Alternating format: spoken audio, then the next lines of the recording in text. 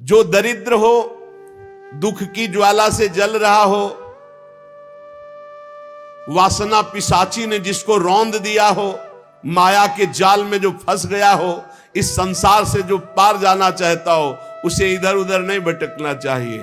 श्रीमद् भागवत की चर्चा स्वयं करे, स्वयं सुने, 2-2 अध्याय 4-4 अध्याय रोज करे, बड़ा मंगल हो जाएगा। शौनक जी ने पूछा, सूत जी, श्री सुखदेव जी ने राजा परीक्षित को भागवत कब सुनाई? आपने बताया गोकर्ण ने धुंधकारी को सुनाई तो कब, और सनकादि ने नारद जी को सुनाई तो कब? ये मेरी जानने की इच्छा है। सूत जी ने कहा, भगवान श्री कृष्ण के स्वधाम गमन के बाद कलयुग के 30 वर्ष बीत जाने पर भाद्रपद मास की शुक्ला नवमी को सुखदेव जी ने एक कथा आरंभ की, राजा परीक्षित को सुनाई।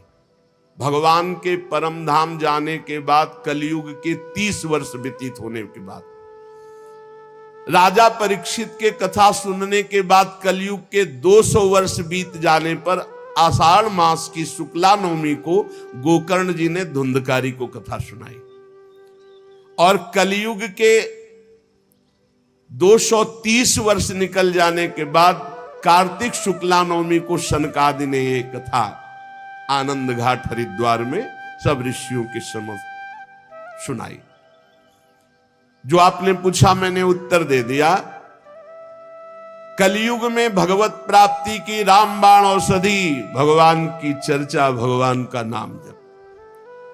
संतजन, आप लोग आदर पूर्वक इस भगवत कथा अमृत का पान कीजिए। ये श्री कृष्ण को अत्यंत प्रिय, संपूर्ण पापों का नाश करने वाला, मुक्ति का एकमात्र कारण, प्रेम भक्ति को बढ़ाने वाला श्रीमद् भागवत महापुराण की चर्चा आपको पूर्ण कर देगी। जिसके कानों में थोड़ी देर भी भागवत की चर्चा पड़ गई है तो यमराज जी कहते हैं यमदूतों से कि भूल कर उनके पास मत चले जाना, जिनके कानों में सुख शास्त्र श्रीमद् भागवत की थोड़ी भी चर्चा पड़ गई है। मेरी शक्ति नहीं है कि भगवत चर्चा सुनने वालों को मैं दंड दे सकूं। इसलिए सबसे प्रार्थना है, असारे संसारे विषय विष संगा कुल धिया क्षणार्धम क्षेमार्थम पिबत सुख गाथा तुलसुधाम। ये संसार असार है। असार माने कुछ भी इकट्ठा कर लो, जब यहां से जाओगे तो कुछ साथ नहीं जाएगा, शरीर भी नहीं, तो सार क्या हाथ लगा। बोले विषय रूप विष की आसक्ति के कारण व्याकुल होकर हे बुद्धिमानों अपने जीवन को व्यर्थ नष्ट मत करो। अरे कुछ ही क्षण, एक घड़ी आधी में पुण्याद, क्षणार्धम क्षेमार्थम पिबत सुख गाथा तुलसुधाम। थोड़ी देर बैठकर चैन से भगवान का नाम जप लो, थोड़ी देर भगवान की चर्चा कर लो, यही सार है। इस कथामृत का पान करो। भाइयों, ये निंदित प्रपंच की वार्ता करके अपने हृदय को मलिन करके क्यों भटक रहे हो? जब भगवान की चर्चा कान में जाती है तो सब वासनाओं का नाश करके भगवत भक्ति मुक्ति इसको प्रकाशित करती है। जिसके गले से, कंठ से भगवान की चर्चा का संबंध, जिसके कानों से भगवान की चर्चा का संबंध, उसका वैकुंठ से संबंध हो जाता है। शौनक जी, मैंने अनेक शास्त्रों को पढ़ा है, गोप रहस्य देखा है, सिद्धांतों का निचोड़ किया है। सबका सार यही निकला है कि जिसका चित्त भगवान की लीला कथा में लगा है वो निश्चित भगवत प्राप्त हो जाता है। त्रिलोकी में कुछ भी असाध्य नहीं जिनको भगवान में प्रीति है। नाम में, लीला कथा गायन में, लीला कथा श्रवण में। जन्माद्यस्य यतोऽन्वयादितरतस् चार्थेष्वभिज्ञः स्वराट् तेने ब्रह्म हृदय आदि कवये मुह्यन्ति यत्सूरयः तेजो वारि मृदां यथा विनिमयो यत्र त्रिसर्गो मृषा धाम्ना स्वेन सदा निरस्तकुहकं सत्यम परम धीमहि। जिससे इस जगत की सृष्टि होती है, इसकी स्थिति पालन होती है और जिससे इसका नाश होता है। ध्यान रखो, परमात्मा से ही इसका सृजन होता है, परमात्मा इसका पालन करता है, परमात्मा ही इसका संहार करता है। जो सद्विवेकी जन है वो संहार में भी भगवान की पवित्र लीला को देखते हैं, क्योंकि जैसे सृजन वैसे ही पालन वैसे ही संहार। समस्त असत पदार्थों से वो पृथक भी है और समस्त असत पदार्थ जो दिखाई दे रहे हैं उसमें वो भरा भी है। बड़ा विचित्र तत्व है, सबसे परे और सब में भरे। वो जड़ नहीं है, वो चैतन्य नहीं है, पर वो जड़ में भी है और वो चैतन्य भी है। वो परतंत्र नहीं है, वो परम स्वतंत्र है। परम स्वतंत्र होते हुए भी आम भक्त पराधीनो। वो स्वयं प्रकाश है, सबकर परम प्रकाशक। जो ही ब्रह्मा अथवा हिरण्यगर्भ नहीं, प्रत्युत उन्हें भी अपने संकल्प से जिसने प्रकट किया, उनको वेद ज्ञान का दान किया, जिसके संबंध में बड़े बड़े विद्वान मोहित हो जाते हैं। जैसे तेजोमय सूर्य रश्मियों में जल का, जब गंगा के किनारे देखा प्रातःकालीन किरणें ऐसे पड़ती तो बालू में लगता निर्मल जल भरा हुआ है, और जल में स्थल का और स्थल में जल का भ्रम हो जाता है। वैसे ही त्रिगुणमयी माया ने भ्रम पैदा कर दिया। जागृत स्वप्न सुषुप्ति रूपा, ये जड़ चैतन्य रूपा ये सृष्टि है नहीं, है वही परमात्मा, जिसकी अधिष्ठान सत्ता से ये नाशवान परिवर्तनशील संसार सत्य प्रतीत हो रहा है। उस अपनी स्वयं प्रकाश ज्योति से सर्वदा और सर्वथा माया और माया कार्य से पूर्णता मुक्त रहने वाले परम सत्य स्वरूप परमात्मा का हम ध्यान करते हैं, हम उनको प्रणाम करते हैं।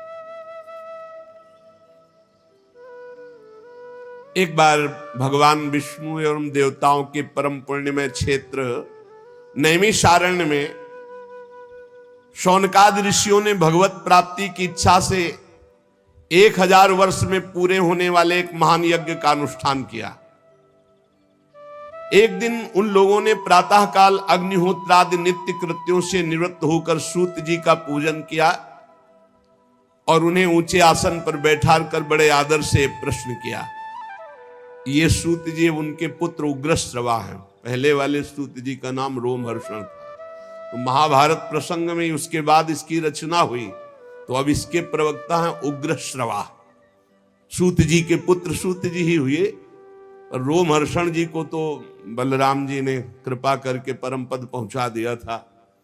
जब बलराम जी तीर्थ यात्रा करते हुए गए तो आप सिंहासन पे विराजमान चर्चा कर रहे थे, तो उनका तुम्हें धर्म का ज्ञान है कि महापुरुषों के आने पर उठकर खड़े होना चाहिए, तुम दूसरों को उपदेश करते हो। जब तुम्हें इतना ज्ञान है और उसका पालन नहीं कर रहे हो तो इसका मतलब है तुम दंड के अधिकारी हो। और ऐसे कुशा उठाया। अब ऋषियों ने कहा हमने तो मंत्र बल से इनको आशीष दिया था कि जब तक हमारी यज्ञ होगी तब तक ये पधारेंगे नहीं, आपने तो आपका तो हो गया, कौजिला दें। तो कहा आपका भी संकल्प व्यर्थ नहीं होना चाहिए और हमारा भी संकल्प। तो उनका पिता ही पुत्र रूप में अवतरित होता है। चलो, तो बिना पढ़े सब कुछ उग्रश्रवा जी के हृदय में, जो सूत जी के हृदय में था, वो सब जागृत हो गया। तो ऋषियों ने नित्य अपना प्रातःकालीन कर्म करके सूत जी का पूजन करके ऊंचे आसन पर बैठाकर प्रश्न किया। ऋषियों ने कहा सूत जी आप निष्पाप हैं, आपको समस्त इतिहास, पुराण, धर्म, शास्त्र, सिद्धांत सब का ज्ञान है। वेदवेत्ताओं में श्रेष्ठ भगवान बादरायण ने, श्री कृष्ण द्वैपायन व्यासदेव जी ने, भगवान के सगुण निर्गुण रूप को जानने वाले दूसरे मुनियों ने जो कुछ जाना है वो सब आपको ज्ञान है। आपको सब ज्ञान, जितना ऋषि मुनियों को सबको ज्ञान, जो रचना, सब कुछ आपको ज्ञान है। और आप बड़े सरल हृदय के हैं, शुद्ध हैं।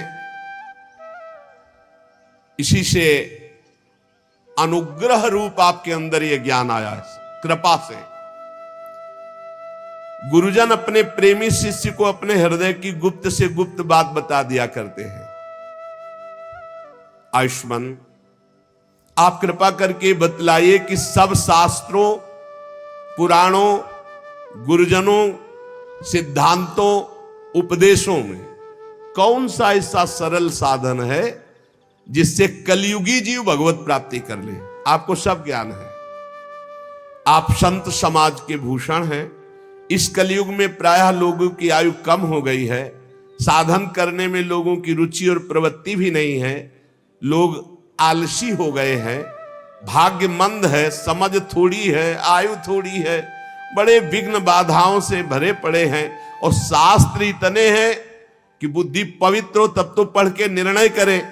तो इसलिए महाराज, आप सबका निर्णय करके बता दो कि कलियुगी प्राणी को भगवत प्राप्ति के लिए कौन सा सरल साधन है, कैसे अंतःकरण शुद्ध हो और वो भगवान को प्राप्त हो।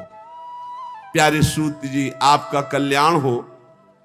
आप तो जानते हैं कि यदुवंशियों के रक्षक भक्तवत्सल भगवान श्री कृष्ण वसुदेव जी की धर्मपत्नी देवकी के गर्भ से प्रकट हुए थे। तो क्या कारण, क्या इच्छा, भगवान के अवतीर्ण होने का रहस्य क्या था, उसे हम सुनना चाहते हैं।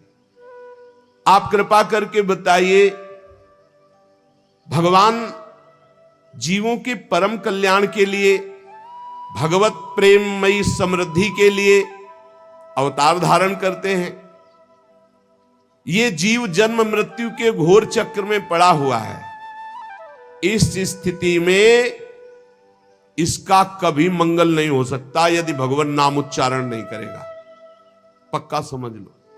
आपन्नः संस्कृतिम घोराम यन्नामो विवशो गृणन ततः सद्यो विमुच्येत यद बिभेति स्वयं भयम। बहुत जोर की बात है।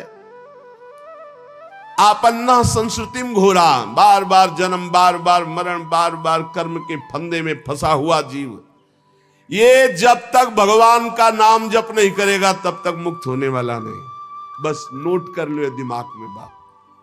ये बचपन से लेके अभी तक सब शास्त्रों का, सब गुरुजनों का, महंतों का, महापुरुषों का, ऐसे सूत जी महाराज, हम तो अल्प ज्ञान वाले, अल्प संग वाले, ये तो महत संग, महत ज्ञान वाले। वो कह रहे संस्कृति चक्र से बचने के लिए एकमात्र उपाय है यन्नाम विवशो गृणन ततः सद्यो विमुच्येत यद विभेत स्वयं भयम। यदि जीव को यह सौभाग्य मिल जाए भगवान के मंगलमय नाम जप का, तो नाम जप से उसकी बहुत जल्दी मुक्ति हो जाए। क्योंकि भय भी भगवान से डरता है। ऐसे भगवान का जो नाम जप करता है वह भय हो जाता है। सूत जी परम विरक्त, परम शांत मुनिजन भगवान के श्री चरणों की शरण में रहते हैं। अतः उनके स्पर्श मात्र से संसार के जीव पवित्र हो जाते हैं। जो संत जन नाम जप करते हैं, भगवान के शरणागत हैं, उनके दर्शन स्पर्श से जीव के पाप नष्ट हो जाते हैं। इधर गंगा जी के जल का बहुत दिनों तक सेवन किया जाए नियम पूर्वक, तब कहीं गंगा जी पवित्रता प्रदान करती। पर भगवान के भक्त जो नाम जप करते हैं, लीला चरित्र गायन करते हैं, उनके मुख से लीला सुनना, उनके दर्शन, उनके तत्काल गंगा पापम शशि तापम दैन्यम कल्प तरुष तथा पापम तापम तथा दैन्यम हरति साधु समागमा। भगवान का कलिमलहारी पवित्र यश भला, कौन ऐसा आत्मशुद्धि वाला इच्छा वाला होगा जो श्रवण न करे। वो लीला से अवतार धारण करते हैं, बड़े बड़े महात्मा जन उनके लीला चरित्रों का गायन श्रवण करते हैं। हम बड़े श्रद्धालु हैं और आपके श्रीमुख से सुनना चाहते हैं। बुद्धिमान सूत जी, सर्वसमर्थ प्रभु अपनी योग माया से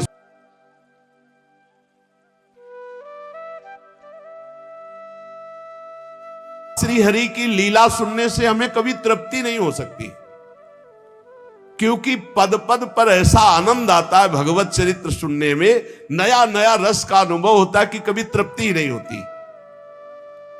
भगवान श्री कृष्ण अपने को छिपाए हुए इस लोक में ऐसी चेष्टा की कि सहसा कोई जान ही ना पावे कि ये भगवान है, मानो मनुष्य हो। परंतु कितना भी हो, ऐसी लीलाएं तो हुई हैं बलराम जी के साथ प्रभु श्री कृष्ण की, जो केवल भगवान कर सकते हैं, दूसरा नहीं कर सकता। कलयुग है, हम लोग दीर्घकालीन सत्र का संकल्प लेकर बैठे हैं। बढ़िया अवकाश है और आप कथा सुनाने वाले हो, हम सब 88,000 ऋषि सुनने वाले। इसलिए मानो किसी को बहुत बड़ी दरिया से पार जाने के लिए नौका और कर्णधार मिल जाए, ऐसे आप मिल गए सूत जी। अब आप भगवान की परम पवित्र चर्चा सुनाइए, लीला चरित्र सुनाइए। श्री व्यास जी कहते हैं, शौनकादि ब्रह्मवादी ऋषियों के ये प्रश्न करने पर रोमहर्षण के पुत्र उग्रश्रवा को बड़ा ही आनंद हुआ। उन्होंने ऋषियों के इस मंगल में प्रश्न का अभिनंदन करते हुए उग्रश्रवा सूत जी बोले। ये उस समय की बात है जब सुखदेव जी महाराज प्रकट होकर, अभी कोई संस्कार नहीं हुआ, लौकिक वैदिक कोई अनुष्ठान नहीं हुआ, बस जन्म हुआ और चल दिए। पिताजी भगवान व्यास देव जी पीछे पीछे पुकार रहे, हा बेटा हा बेटा, पर ये मुड़ के भी नहीं देखे तो वृक्षों से उत्तर निकला, सुकोहम सुकोहम सर्वभूत हृदयम, समस्त भूतों के हृदय में विराजमान भगवान सुखदेव जी। ऐसे महामहिम पहले श्री सुखदेव जी को हम नमस्कार करते हैं। ये श्री मद्भागवत अत्यंत गोपनीय रहस्यात्मक पुराण है। ये भगवत स्वरूप का अनुभव कराने वाला, इस समस्त वेदों का सार। संसार में फंसे हुए जो लोग घोर अज्ञान अंधकार के पार जाना चाहते हैं, उनको जरूर सुनना चाहिए। बड़ी करुणा है मुनियों की, जो हमारे लिए भगवत प्राप्ति का ये मार्ग प्रशस्त किया है। श्री सुखदेव जी को नमस्कार, श्रीमद् भागवत को नमस्कार। नारायणम नमस्कृत्य नरम चैव नरोत्तमम देवीं सरस्वतीं व्यासम ततो जय मुदीरयेत्। मनुष्यों में सर्वश्रेष्ठ भगवान के अवतार नर नारायण ऋषियों को नमस्कार।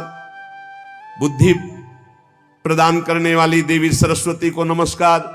रचयिता भगवान व्यास देव जी को नमस्कार।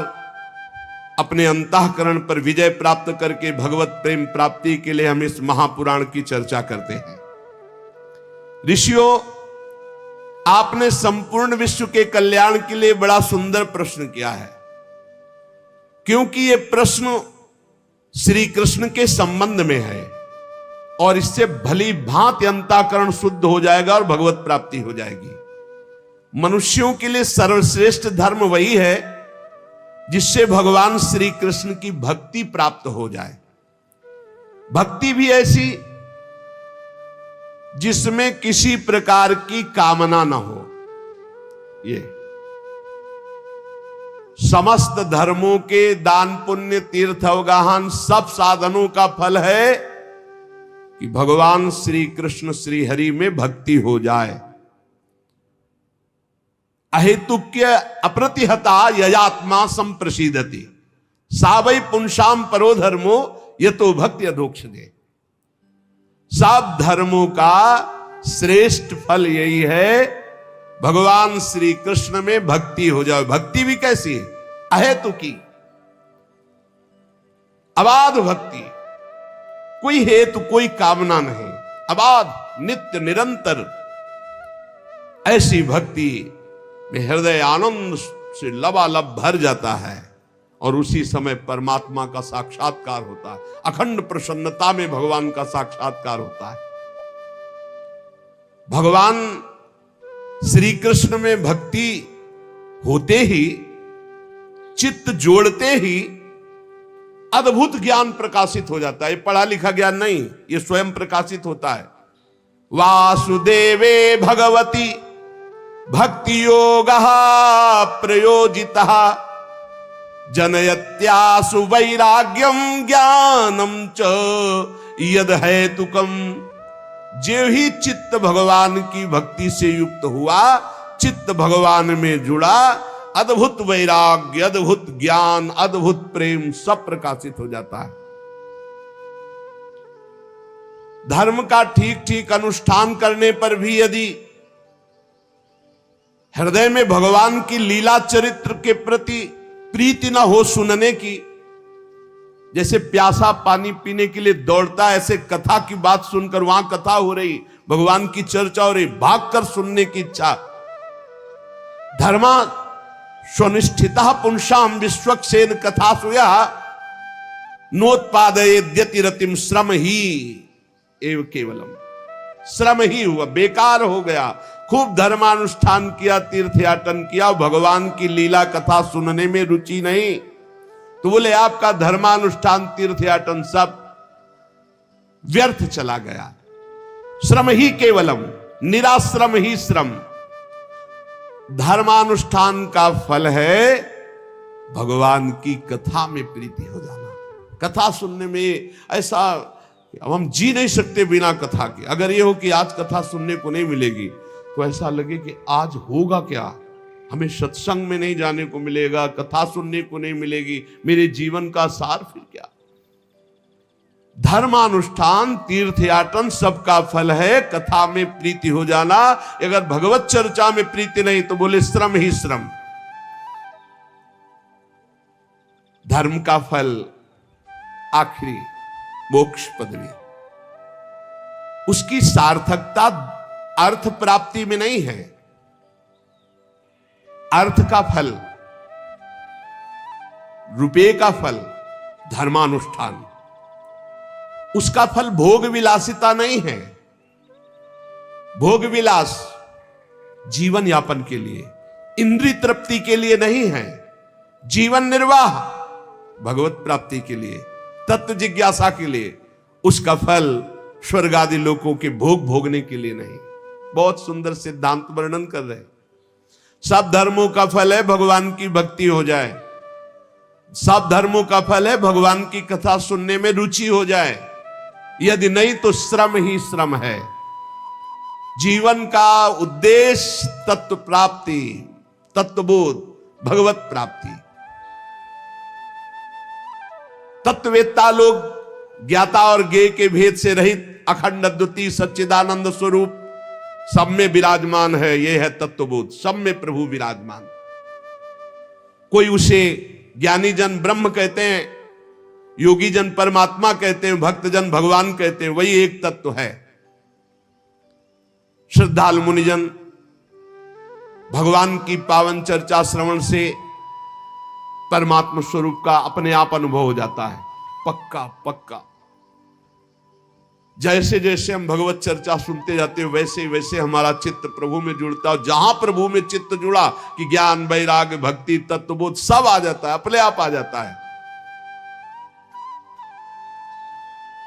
अपने अपने धर्मानुष्ठान का फल है कि हमसे भगवान प्रसन्न हो जाए, हमारा निरंतर नाम जप चलने लगे। इसलिए एकाग्र मन से भक्तवत्सल भगवान का ही नित्य निरंतर श्रवण करो, कीर्तन करो, ध्यान करो, नाम जप करो। यही जीवन का परम लाभ है।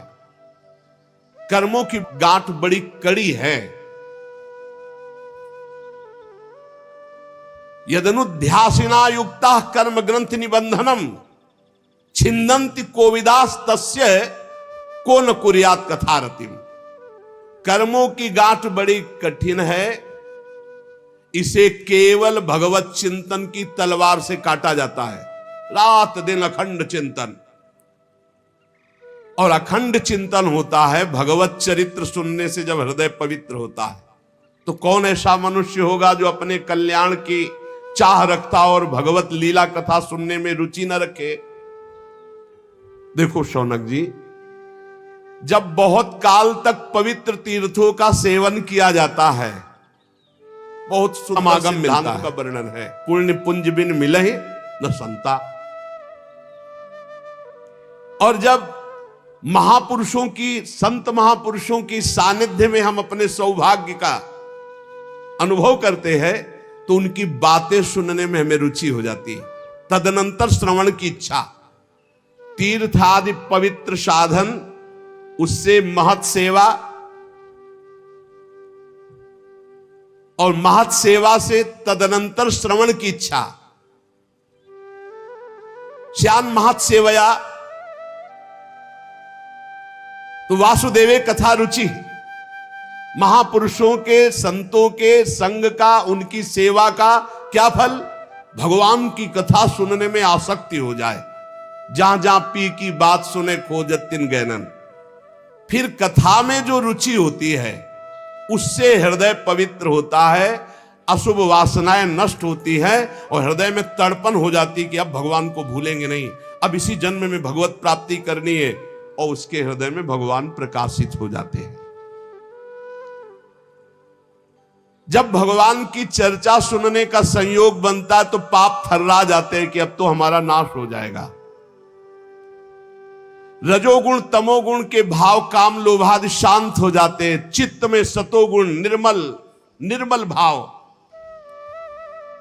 समस्त आसक्तियां मिट जाती हैं, हृदय आनंद से भर जाता है, भगवान के तत्व का अनुभव अपने आप हो जाता है। हृदय में आत्मस्वरूप भगवान का साक्षात्कार होते ही हृदय की ग्रंथि छिन्न भिन्न, सारे संदेह मिट गए, कर्म बंधन क्षीण, परमानंद। इसलिए बुद्धिमान जन को चाहिए कि भगवान श्री कृष्ण के प्रति प्रेम भक्ति हो।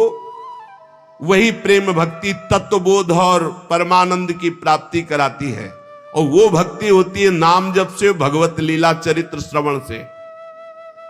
प्रकृति के 3 गुण हैं, सतोगुण, रजोगुण, तमोगुण। इनको स्वीकार करके संसार की उत्पत्ति, स्थिति और संहार ये एक ही परमात्मा कर रहा है। जो विष्णु बना है वही ब्रह्मा बना है, वही रुद्र बना है। वो एक ही तत्व है, दूसरा नहीं, 3 रूप धारण किए हुए। इसलिए चाहिए उसी परम तत्व भगवान श्री हरि, इनकी आराधना करो। यदि तमोगुणी आराधना करोगे तो फिर अधोगति है। अब जैसे तमोगुण में कोई भूतों की आराधना करता है, कोई ऐसे जो, तो फिर उसी वैसे ही स्वभाव बनता, वैसे ही गति होती है। प्राचीन काल से अब तक जितने महापुरुष हुए हैं वो विशुद्ध भगवान श्री हरि की आराधना, वही हर है, वही ब्रह्मा है, पहले बता चुके हैं। जो इस संसार सागर के पार जाना चाहता है उसे किसी की निंदा तो नहीं करनी, किसी में दोष दर्शन नहीं देखना, पर जो घोर स्वभाव वाले लोग हैं इनसे दूरी बना के रखना है। ना इनकी उपासना करनी है, ना इनका संग करना है। जिसका स्वभाव राक्षसी है वो भी अपने को आराधक मानते कि मैं आराधना करता हूं, बड़े राक्षसी स्वभाव के, पशुओं की हत्या करना, मदिरा पीना, सब। कभी ऐसे लोगों का संग न करे। जो धन और ऐश्वर्य की, संतान की कामना से भूत प्रेतों को पूजते हैं, वो भूत ही प्रेत बनते हैं। ध्यान रखना, क्योंकि उनका स्वभाव उनके जैसा मिलता है तो उनकी वही गति होती है। एक यक्षिणी को सिद्ध किए थे, कान में ऐसे विष्ठा लगाए थे, तो कान में यक्षिणी विष्ठा में बैठ करके वो बताती थी कि इनका नाम ये है, ये यहां से आए, इस कामना से आए। तो एक बार भाई जी श्री हनुमान प्रसाद पोद्दार जी के पास सूचना पहुंची कि एक भगवत प्राप्त महात्मा है, वो देखते ही बता देते हैं तुम्हारा नाम क्या है, तुम्हारा गांव क्या है, तुम किस काम से आए हो। भाई जी ने कहा ऐसी तो सिद्धियां होती हैं, भगवत प्राप्ति तो अलग विषय है, ऐसा तो सिद्धियों का विषय होता है। फिर उन्होंने छोटी छोटी सब बातें उनकी बताई, तो भाई जी ने कहा हम भी दर्शन करेंगे ऐसे। भाई जी गए तो भगवत प्राप्त महात्मा भाई जी, उन्होंने एक ही दृष्टि में देखा भक्ति तो है ही नहीं, और ये कोई साधारण सिद्धि है, ये कोई भागवतिक सिद्धि नहीं। तो जब सब चले गए तो उन्होंने भी बताया कि आप भाई जी से हनुमान प्रसाद पोद्दार जी हैं, आप ये जानने आए हैं कि हम कौन सी सिद्धि रखते हैं। भाई जी ने कहा हाँ ये तो बात है, पर हम ये जानना भी चाहेंगे कि आपका पर्सनल ज्ञान तो है नहीं, आप त्रिकालज्ञ तो है नहीं, फिर आपको बता कौन रहा है। तो आसपास हटा करके फिर कान में रुई ऐसे लगाए हुए थे, दिखाया कि ये मल है और इसमें यक्षिणी बैठी है, वो सब बताती है। भाई जी ने कहा हम इस बात से प्रसन्न हुए कि आपने कोई छल कपट नहीं किया, आपने स्पष्ट बता दिया, लेकिन हम ये आपको बताते जा रहे हैं कि यही आपकी दुर्गति करेगी। आप सबको बताते हैं और मैं तुम्हें बताता हूं कि यही तुम्हारी दुर्गति करेगी। एक दिन यक्षिणी से पूछा उसने कि हम मरेंगे कब, तो मरने का टाइम उसने बता दिया। तो मरने के टाइम को जो सुना तो भागे नर्मदा की तरफ कि वहां जाके एकांत में अब क्योंकि उनको पता था कि इससे कल्याण थोड़ी होना है, उठा के पटक दिया यक्षिणी ने। कहा जिंदगी भर गुलामी करवाता रहा, अब जाएगा अपने को तरने के लिए, अब मैं तेरे ऊपर सवार रहूंगी, तू मेरी आज्ञा का पालन करेगा, अभी शरीर छूटे तेरा तब अभी दे। बिल्कुल नहीं, नर्मदा जी जाले दिया, पटक दिया उठा के। तो कह रहे हैं ये जो भूत प्रेतों की उपासना करते मिलता जुलता स्वभाव है, उनकी गति भी ऐसी ही हो जाती है। पितृभूत प्रजेशादीन श्रेय ऐश्वर्य प्रजेप शवा, जो रुपये की कामना से, संतान की कामना से, नाना प्रकार की भोग कामना से, ये सब बहुत सावधान जीवन भगवान की प्राप्ति के लिए है। वेदों का तात्पर्य श्री कृष्ण में है, यज्ञों का उद्देश्य श्री कृष्ण है, योग श्री कृष्ण है, समस्त कर्मों की समाप्ति श्री कृष्ण में है। ज्ञान से ब्रह्म स्वरूप श्री कृष्ण को ही जाना जाता है, तपस्या से श्री कृष्ण की प्रसन्नता प्राप्त की जाती है, धर्मानुष्ठान से श्री कृष्ण को ही रिझाया जाता है। सब साधनों की गतियां श्री कृष्ण में ही समा जाती है। वासुदेव परा वेदा, वासुदेव परा मखा, वासुदेव परा योगा, वासुदेव परा क्रिया, वासुदेव परम ज्ञानम, वासुदेव परम तपा, वासुदेव परो धर्मो, वासुदेव परागति। इसलिए अन्यत्र दृष्टि मत दो, अपने मन को घसीट कर सर्वलोक महेश्वर जिन्हें परमात्मा कहा गया, ब्रह्म कहा गया, भगवान कहा गया, उन श्री कृष्ण में चित्त को लगाओ। भगवान के द्वारा ही ये सृष्टि की रचना हुई है, इसका पालन होता है, इसका लय होता है, वो विभिन्न रूप धारण किए हुए वही हैं। श्री श्रुति जी कहते हैं सृष्टि के प्रारंभ में कोई तारीख नहीं लिखी है कब किस दिन से प्रारंभ हुई। ये ऐसी अनिर्वचनीय माया है कि इसकी कुछ तारीखें नहीं होती। कब आप शिशु से बाल्यावस्था से कुमार अवस्था, कुमार अवस्था से जवान और जवानी से बुढ़ापा, तिथि तारीख ऐसा किसी को आज तक, चाहे जो कोई हो, बकवास भले लिख दे लेकिन किसी को पता नहीं, क्योंकि अनिर्वचनीय है। भगवान का जैसे स्वरूप ऐसे माया का भी स्वरूप है। तो सृष्टि के आदि में कब हुई, तारीख, संवत्सर, दिन कुछ नहीं, अनिर्वचनीय। भगवान ने अपने आप से अपने आप के लोकों के निर्माण की इच्छा की। जो ही इच्छा हुई तो महातत्वादि निष्पन्न 10 इंद्रियां, एक मन, 5 भूत, ये 16 कलाएं प्रकट हो गई। 5 कर्मेंद्री, 5 ज्ञानेंद्री, 10 इंद्रियां, एक मन, वही अंतःकरण चतुष्टय कहा जाता है। निश्चय के कारण बुद्धि, चिंतन के कारण चित्त, क्रिया स्वीकृति के कारण अहंकार, वस्तुतः एक मन ही अंतःकरण है। और 5 भूत जिनसे शब्द, स्पर्श, रूप, रस, गंध, आकाश, वायु, अग्नि, जल, पृथ्वी, ये भगवान ही बन गए। जे ही इच्छा की तो महातत्व आदि से निष्पन्न पुरुष रूप ग्रहण किया। 10 इंद्रियां, एक मन, वही अंतःकरण चतुष्टय, और 5 भूत, 5 ज्ञानेंद्रियां, 5 कर्मेंद्रियां, अंतःकरण चतुष्टय, पंचभूत और उनकी तन मात्राएं, शब्द, स्पर्श, रूप, रस, गंध, आप ही बन गए। ये आप ही बले हैं। सब आप ही भले हैं। तभी संशय नहीं होगा जब ये बात आप सुन करके स्वीकार करेंगे। उन्होंने जब शब्द स्पर्श रूप रसगंध के मूल पंचभूत तो उनमें जल भी है, अब वो जल में शयन करने लगे, योग निद्रा का विस्तार कर लिया। कुछ समय बाद उनकी नाभि से वही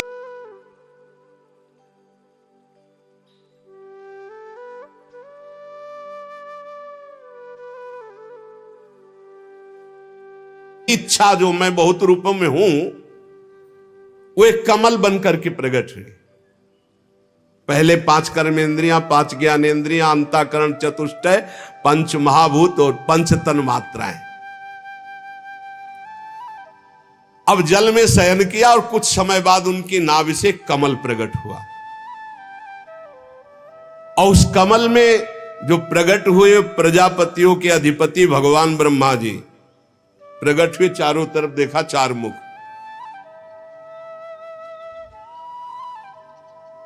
और उन्होंने दिव्य दृष्टि से ब्रह्मा जी के पास जो थी देखना शुरू किया कि मैं कौन, कहां, कैसे कैसे आ गया, मैं कौन हूं।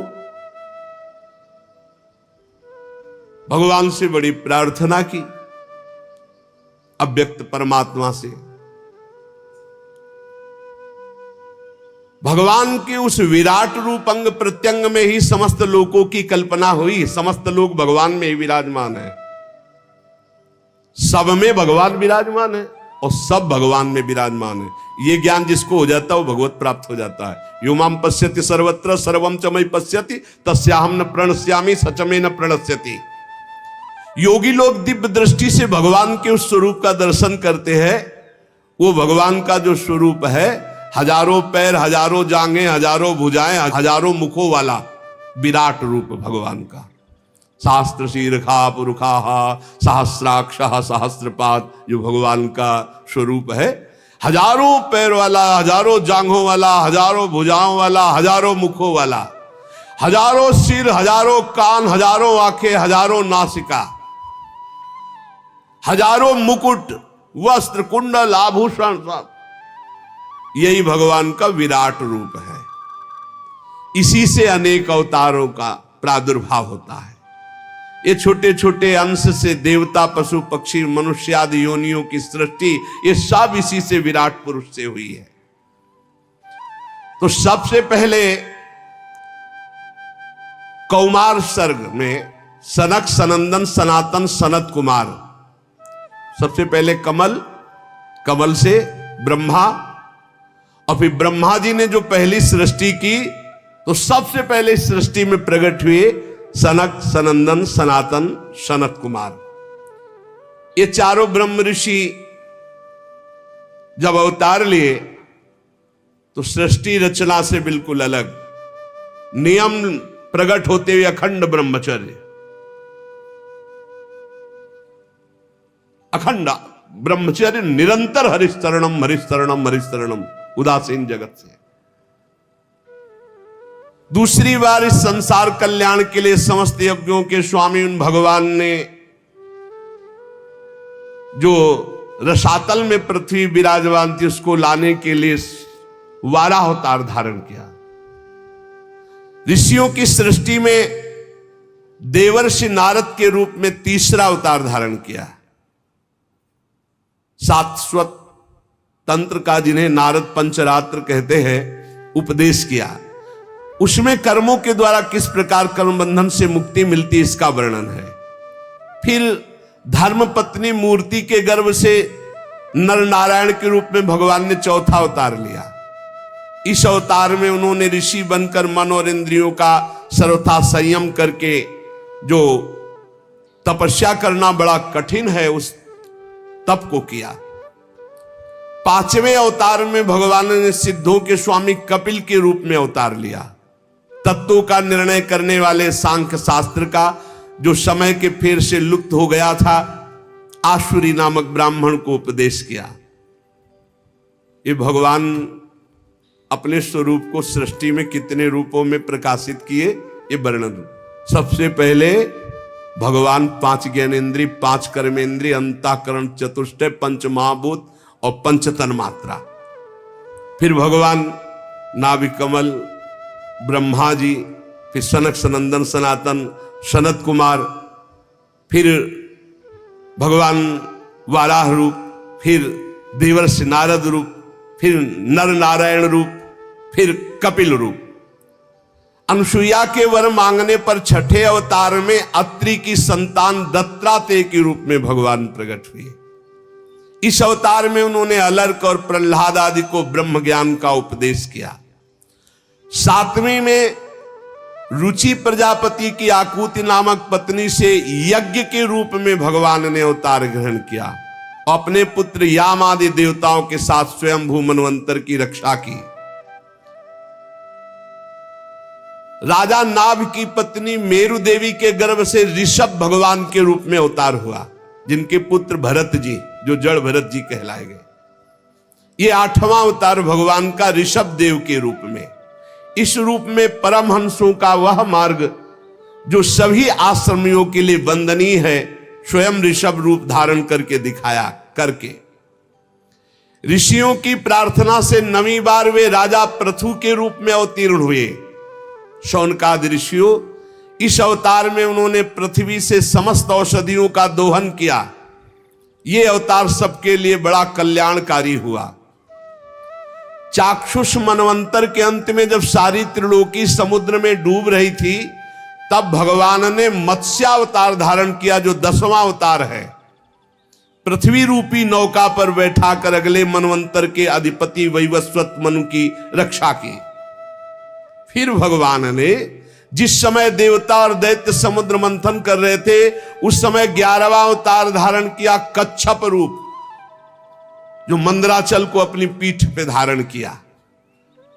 फिर उसी समुद्र मंथन में 12वीं बार धनवंतरी के रूप में अमृत कलश लेकर समुद्र से प्रकट हुए। फिर वही उसी समय 13वीं बार मोहिनी रूप धारण करके दैत्यों को मोहित करके देवताओं को अमृत पान कराया। फिर भगवान ने जो 14वीं बार अवतार लिया, वो बड़ा ही भयंकर रूप था, नरसिंहावतार। अत्यंत बलवान दैत्यराज हिरण्यकश्यप की छाती अपने नखों से फाड़ डाली, जैसे चटाई फाड़ डाली। प्रहलाद जी को सताने के कारण बहुत आवेश में भगवान बड़ा भयंकर रूप, सब कांप रहे थे एक दहाड़ में, ऐसा नरसिंह रूप। 15वीं बार वामन का रूप धारण करके भगवान दैत्यराज बलि के यज्ञ में गए। अंदर से चाहते थे त्रिलोकी का राज्य, परंतु मांगी उन्होंने केवल 3 पग पृथ्वी। भगवान का 16वां अवतार हुआ परशुराम अवतार। जब देखा कि ये दुष्ट स्वभाव वाले राजा लोग धर्मद्रोही है, मनमानी आचरण कर रहे, तब क्रोधित होकर 21 बार इन धर्म विरोधी स्वभाव वालों का विनाश किया। 21 बार। इसके बाद 17वें अवतार में सत्यवती के गर्भ से पराशर जी के द्वारा वे श्री कृष्ण द्वैपायन भगवान व्यास देव जी के रूप में अवतीर्ण हुए। उस समय लोगों की समझ और धारणा शक्ति कम देखकर आपने वेद रूप वृक्ष की कई शाखाएं बना दी। 18वीं बार देवताओं का कार्य संपन्न करने की इच्छा से राजा राम के रूप में भगवान ने अवतार धारण किया, जिसमें समुद्र पर सेतु बांधना, रावण वध, बड़ी मंगलमयी लीलाएं भगवान मर्यादा पुरुषोत्तम श्री रामचंद्र जी ने की। 19वें और 20वें अवतार में यदुवंश में बलराम और श्री कृष्ण के नाम से भगवान का अवतार हुआ।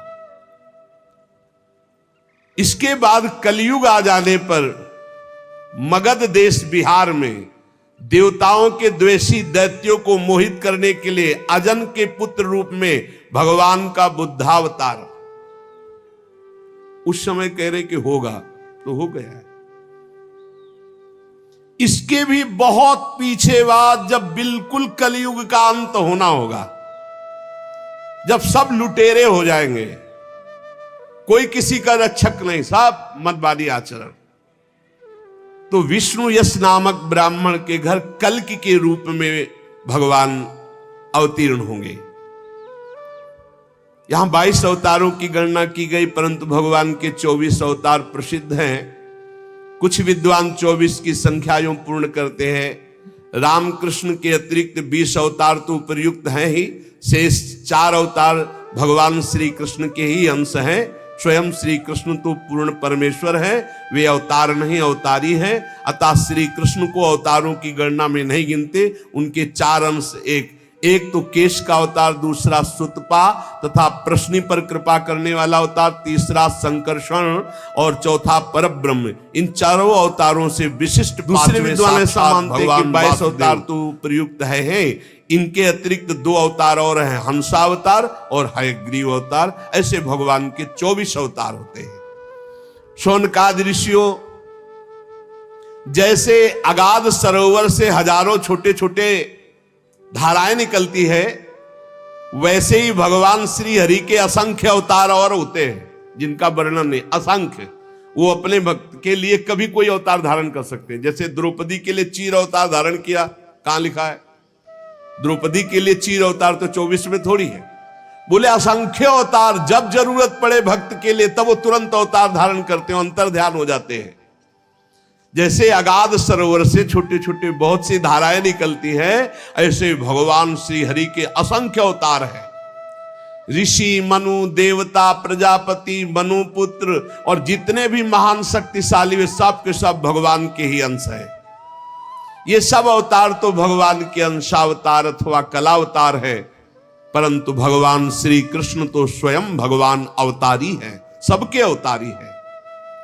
जब लोग दैत्यों के अत्याचार से व्याकुल हो उठते हैं, तब युग युग में अनेक रूप धारण करके भगवान उनकी रक्षा करते हैं।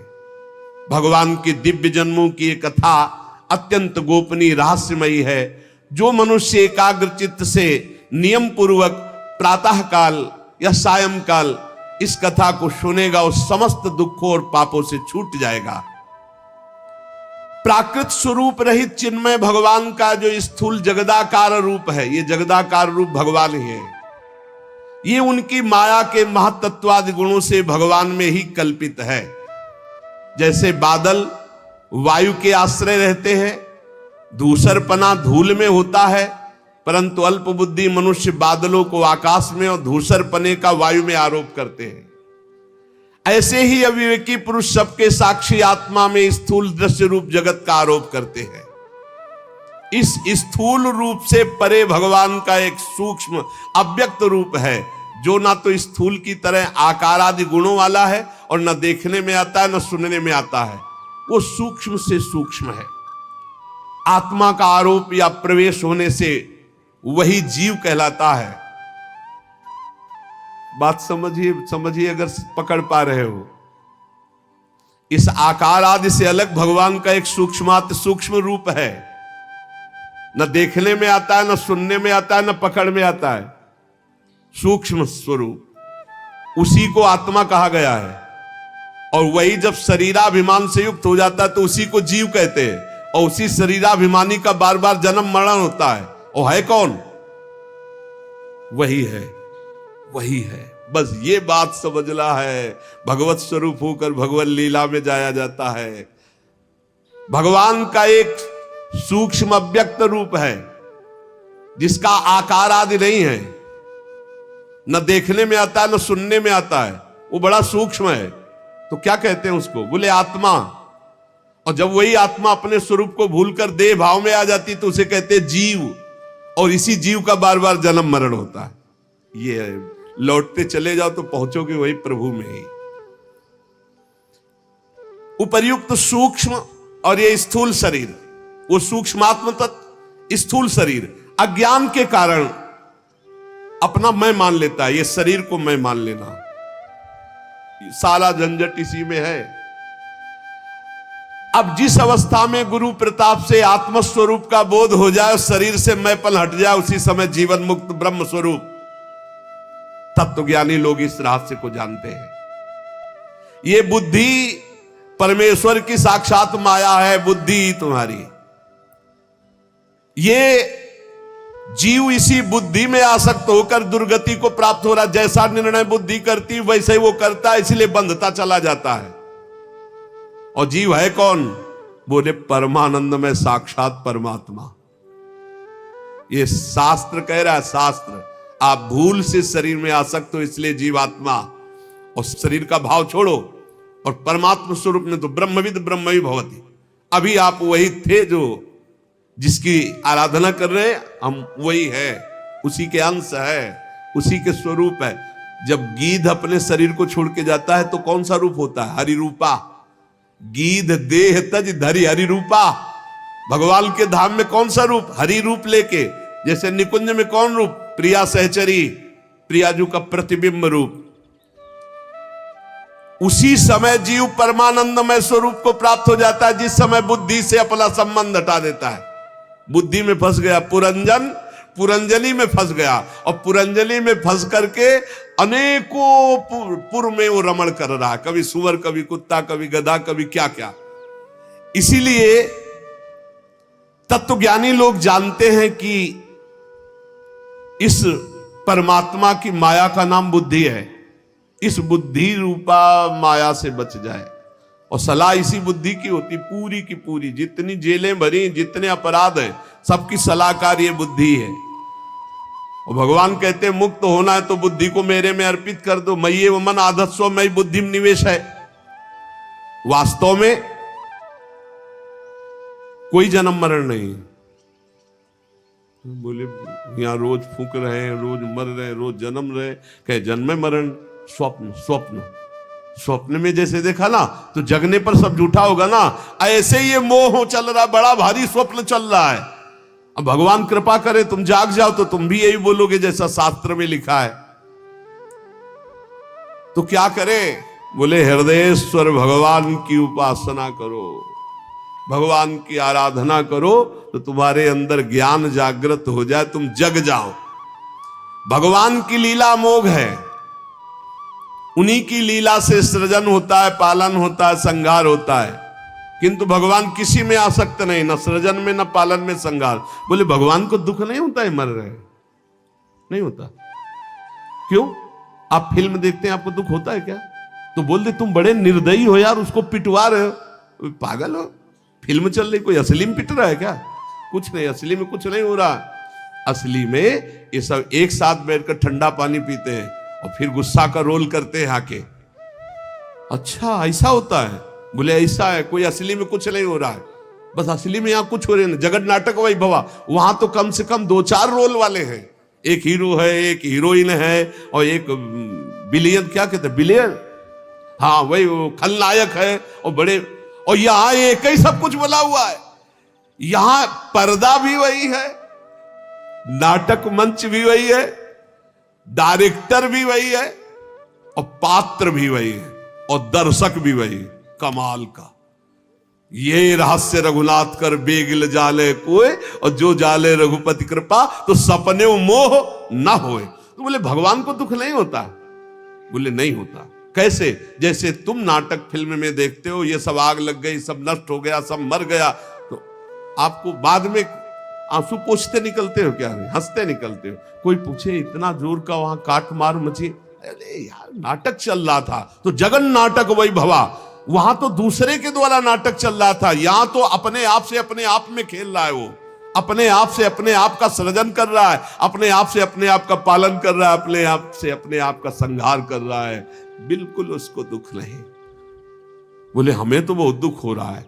जैसे स्वप्न में तुम्हें थप्पड़ियाए जाओ तो दुख नहीं होगा, तो जगने पर बताओ कितने थप्पड़ लगे थे, तो हंसी केवल आएगी कि नहीं आएगी? कहा जाए लाओ मलहम लगाना, स्वप्न में बहुत पिटाई हुई थी। पागल हो क्या? वो स्वप्न था, वो स्वप्न था। तो जेहि जाने जग जाए हेराई। जिस तत्व के जान लेने के बाद ये संसार खो जाता है। कैसे?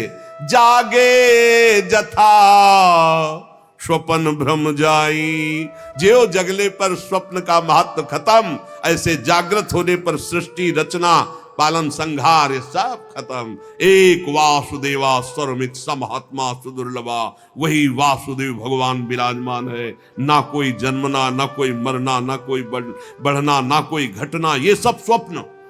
उमा कहूं मैं अनुभव अपना, सत हरि भजन जगत सब सपना। जो सपने सिर काटे कोई, बिनु जागे दुख दूर न होई। जगना पड़ेगा भाई, स्वप्न देख रहे, भगवत लीला गायन, भगवत नाम जप, इससे आप भगवान की कृपा का अनुभव करेंगे। तब आप समझ पाएंगे कि भगवान की करामात क्या है। ये करामात बड़ा भारी जादूगर, अपने आप से, अपने आप में सब जादू।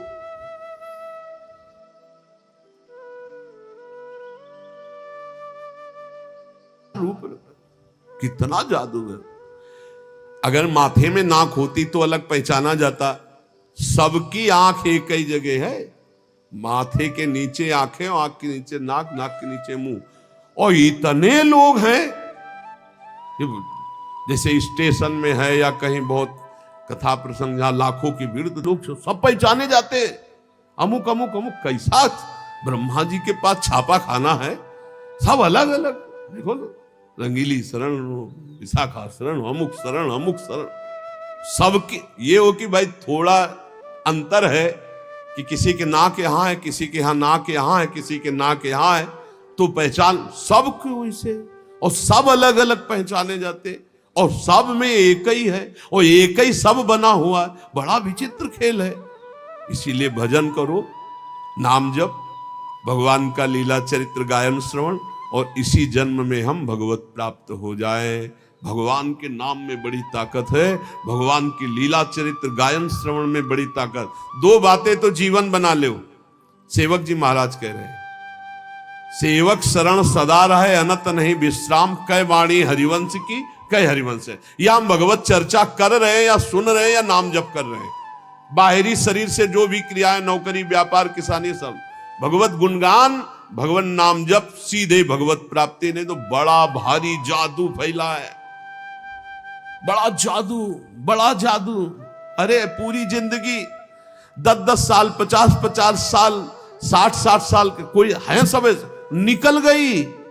बोले कितने साल के? बोले 35-50 है क्या तुम्हारे पास? बोले वही लालसा की भोग के सुखी हो जाऊं, कुछ इकट्ठा कर लूं। और बनते बनते बिगड़ गए और दब गए, राख बन के दब गए। पता नहीं फिर आगे जन्म। सावधान, बड़ा जादू का तमाशा है, बहुत जादू है भगवान की माया में। ऐसा जादू डाला कि पूरा जिंदगी निकला जा रहा है, होशे में नहीं आ रहे, होशे में नहीं आ रहा। मैं कौन, हमारा लक्ष्य क्या है? बस यही दिखा है, लड़का बच्चा, रुपया पैसा कमाओ, खाओ, मौज मस्ती। अंदर से खोखला, ऊपर से मढ़ने से कुछ नहीं होगा। सच्चिदानंद भगवान का नाम, लीलाओं का गायन, ये तुम्हें असली सौंदर्य प्रदान करेगा। असली सौंदर्य भगवत स्वरूप होकर भगवान के धाम में जाना। ये बाहरी से कुछ नहीं होने वाला। हमें तो लगता है कि हमारी प्रार्थना ये मान ली जाए, भूल में मत पड़ो, असलियत में तुम नहीं हो। तुम्हें ये सवारी मिली है भगवत प्राप्ति के लिए। अगर सावधान रहे तो ठीक, और नहीं समय निकल गया तो मन पछताई है अवसर भी। खूब नाम जप करो, भगवत चरित्र सुनो, और मस्ती से भगवान के आश्रित होकर जगत सेवा करो। जिसको जो कर्तव्य मिला है, किसानी, व्यापार, नौकरी, राष्ट्र सेवा, समाज सेवा, परिवार सेवा, ये सब भगवान को प्रसन्न करने वाली। कहीं भागने की जरूरत नहीं, जो जहां हो वहीं भगवान के मानकर नाम जप करो, लीला चरित्र गायन श्रवण करो, भगवत प्राप्ति पक्की। कह रहे कि जिसके कान में भगवान की चर्चा चली गई, यमदूतों से यमराज जी कहते हैं भूल कर मत जाना, उनकी तरफ देख मत लेना, क्योंकि भगवान की चर्चा सुन चुके। आप तो रोज सुन रहे हो, पर घड़े में छेद ना हो तो बहुत जल्दी भर जाएगा। और चलनी में गैया दू है तो दोष दैव को दे। ये छेद कुछ है, इनको बंद कर दियो तो ये जो कथामृत है ना, ये जो नामामृत है ना, ये उफान में आ जाए। और उफान में आ जाए तो सारे विकार नष्ट हो जाएंगे। एक बार हिम्मत करके निकलो भाई। हम सब भगवान की शरण में है, एक बार इस माया प्रपंच से निकलो, नाम जप निरंतर करते रहो, देखना आपकी आध्यात्मिक उन्नति कैसी होती। नाम जप पकड़ लिया, जीत गए पक्का। लीला चरित्र तो हर समय हम नहीं सुन सकते, हर समय नहीं गा सकते, हर समय संयोग नहीं मिल सकता, लेकिन नाम हर समय, नाम। और जब चरित्र सुनने और कहने का समय मिले, खूब उदार हृदय से सुनो और गाओ भगवान की लीला। तव कथा अमृतम तप्त जीवन, ये हृदय को बड़ा आनंद प्रदान करने वाली, मोहमल का नाश करने वाली, भगवान की सर्व पापों का नाश करके परम पद प्रदान करने वाली है। धुंधकारी जैसा पापी 7 दिन में भगवान के परम पद का अधिकारी हो गया। और आप धाम में बैठ करके रोज चर्चा सुन रहे हैं, अब आपको संशय है क्या? पर विमान तो यहाँ नहीं आएगा, यहाँ तो बस ऐसे जाना, दरवाजा खुला, अंदर गए। यहाँ विमान नहीं आएगा, विमान की आशा में मत रहना, यहाँ विमान नहीं आएगा। तो वृंदावन धाम है, बस ये वर्दी छूटी, पोशाक दूसरी मिली और श्री जी के पास चले गए। यहीं तो जाना है, यहीं पास ही में है, बस दरवाजा खुलना है। दरवाजा खुला, दिव्य वृंदावन चल सकी। अब यहाँ ऐसे 4 पार्षद विमान इस आशा में, वृंदावन धाम है, यही हम तो घर आ चुके हैं। अरे लाखों माला का जो भजन का प्रभाव बाहर है, एक मालक है, ये धाम है। या थोड़ी चर्चा, थोड़ा भजन, थोड़ा सत्कर्म, थोड़ा पुण्य, थोड़ी सेवा बड़ा लाभ प्रदान करती। कहां बैठ के सुन रहे हो? बोले वो नैमिषारण्य में सुन रहे, वो हरिद्वार में सुन रहे। ये सब भगवान के रचित तीर्थ है। नैमिषारण्य तीर्थ जानते हो क्यों? सुदर्शन चक्र के प्रभाव से। और यहां स्वयं भगवान लीलारत थे, है और आगे रत रहेंगे। प्रिया प्रीतम का घर है ये, बस ट्रांसफर हो गया, शरीर ये छूटा और निकुंज की पोशाक मिलेगी। चल सकी प्रियाजू के पास। अनंत जन्मों की सच्ची मानिए, हम भूल गए। जैसे पिछले जन्म में हमारे कौन माता पिता थे पता नहीं ना, बिल्कुल पता नहीं। ऐसे हमारे असली परिवार के जन हैं प्रिया प्रीतम। हम भूलकर माया में फंस गए। जिस समय आपको दृष्टि मिलेगी तो आप चिल्ला के रो पड़ेंगे, जैसे अपने माता पिता को पहचान ले तो कैसा लगता है। ऐसे असली आए मिले परिवार आपने, हरिहसि कंठ लगायो, भाग बड़ो वृंदावन पायो। अब बस घर जाना है, अपने घर जाना है, और कुछ नहीं रह गया। समय व्यतीत करो, जीवन की श्वासें खत्म हो और अपनी श्री जी के पास चलना। विश्वास पक्का रखना, विश्वास में डगमगाए तो साधन बल से नहीं है। हित दूर जो विश्वास है तब ही सुधर है बात, ना तर माया पंथ में फिरे जो टक्कर खार। निरंतर नाम जप करो और जितना बन सके उतना परोपकार करो, दूसरों का हित करो, बड़ा आनंद रहेगा। शेष चर्चा आगे। श्री राधा वल्लभ लाल की।